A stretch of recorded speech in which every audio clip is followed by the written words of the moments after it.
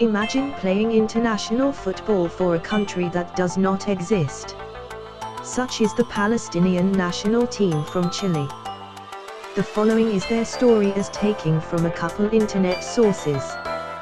The Palestinian community in Chile, estimated at around 500,000 people in 2023, is generally considered to be the largest Palestinian community outside of the Arab world. Chilean Palestinians have maintained a strong cultural and political connection to Palestine, through networks, institutions, and mobilizations.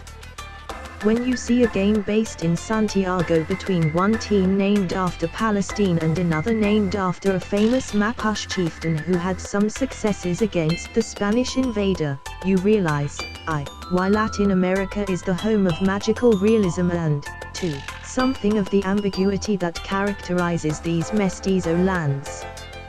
With the Andes as a backdrop, Palestino's La Cisterna Stadium offers one of the more stunningly beautiful settings of any football arena.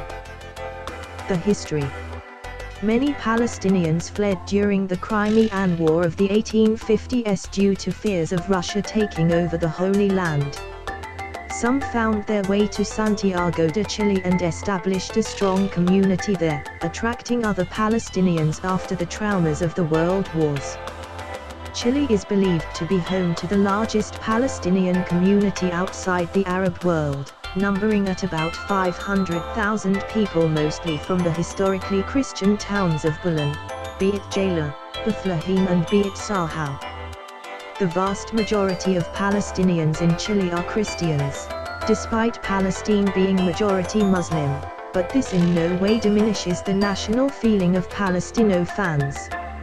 Indeed, many prominent members of the Palestinian resistance have been Christian. And the support for the cause is non-sectarian. There is a painting of the Al-Aqsa Mosque on the walls of the Palestino Stadium in southern Santiago, the third most holy site in Islam. Colo-Colo are the biggest club in Chile by far. It has been suggested to me that they are a club of the right, but with around 42% of the Chilean population being Colo-Colo fans, this is a bit of generalization. The supporters also expressed support for Palestine and the cause, along with the fans of Universidad de Chile, after a political scandal around Palestino's new shirt in 2014. One of Palestino's main priorities is to raise awareness of the plight of Palestinians in the occupied territories and to continue to seek freedom, justice and peace. In January of that year, it was decided to add to the club's traditional red, green and black colors an alteration to the number design on the back of the shirts. The one was to be shaped like the outline of Palestine before 1948, when Israel was created. Jewish groups in Chile and elsewhere were outraged and saw the act as deliberate provocation. The Israeli government stated that the kit amounted to provocation. Palestino were fined after the complaint. The surrounding controversy provoked acts of solidarity from other Chilean clubs, notably from the two biggest teams, Colo-Colo and Universidad de Chile. Palestino played them both shortly after the eruption of the shirt controversy. Universidad de Chile's home fans held up a banner with the Palestinian flag that read Palestina Libre, while Colo-Colo supporters unfurled an enormous banner featuring the Palestinian flag on one end, the Mapuche flag on the other, and the map of historic Palestine filling in for the letter I in the word resist printed in bold in the center. Chilean football can be very tribal and antagonistic, but this display anticipated the unity and solidarity displayed during the recent Chilean uprising. The Estelido, football fans are by no means all a bunch of incorrigible tribalists doomed by their stupidity to internecine violence through the power of the football circus. Football matters in Chile. 6 days after the start of the uprising began against the neoliberal government on the 18th of October, 2019, Colo-Colo fans organized a march in favor of the Estelido. Even though it was organized by the Colo-Colo crew, fans of various teams turned up and there was no problem. A picture of fans together wearing the colors of Colo-Colo, Universidad de Chile and Universidad Católica went viral. These fans do not get along and are famous for battering each other. The picture was instrumental in telling Chileans that something special was happening in the country. Colo-Colo do remain Chile's team, however.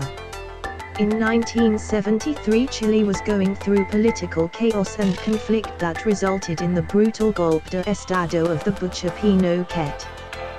Colo-Colo were one of the few forces for unity in the country, and their run to the final of the South American Cup, La Copa Libertadores, was followed by all. It was so important that some claim it delayed the date of the armed forces takeover. President Salvador Allende urged the team to keep on winning, reminding them that all of Chile had their hopes pinned on them. They eventually lost to Independiente in a series of games that remain hugely controversial. The Club Palestino is one of the most prestigious social clubs in Santiago. It offers swimming, tennis, and dining facilities to its members. There is also a soccer team, CD Palestino, whose uniform is in the traditional Palestinian colors red, green, and white. The team has been champion of the Chilean Primera Division twice. 6. Also, some Chilean Palestinian footballers like Roberto Bichara and Alexis Norambuena have played for the Palestine national football team. Other Chileans of Palestinian origin, such as Luis Antonio Jimenez, played international football for Chile and several foreign clubs. A number of Palestinians in Chile have shown significant concern with the situation of Palestine. For example, the president of the Cámara de Comercio, Chamber of Commerce, of the Barrio Patronato, himself a Palestinian, in 2006 organized a protest regarding the 2006 Lebanon War. Lebanese and Palestinian flags were widely seen in the neighborhood streets at that time.